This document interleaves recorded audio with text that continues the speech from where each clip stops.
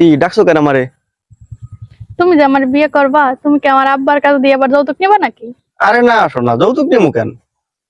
আমার দাদা একটা সাইকেল দিয়েছে, ওই সাইকেলটারে কতক্ষণ তুমি চালাবা আমি ঠেলমু, আমি চালামু তুমি ঠেলবা। সাইকেল? হ্যাঁ। আচ্ছা যাও, একটা কাজ করবো না, আমার আব্বারে কমু তোমার জন্য একটা মোটর সাইকেল দেয়। তাহলে তো ভালোই হইলো, দুজন মোটরসাইকেল চালাইয়া লং ড্রাইভে যাইয়া তারপর আইয়া কাল মাটিতে লাটাই পড়মু। মাটিতে? হ্যাঁ, কারণ আমাকে তো সহি নেই।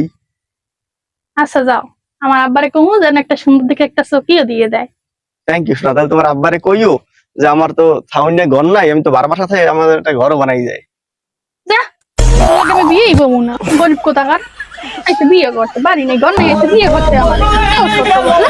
তোমাকে বিয়েই পাবো না।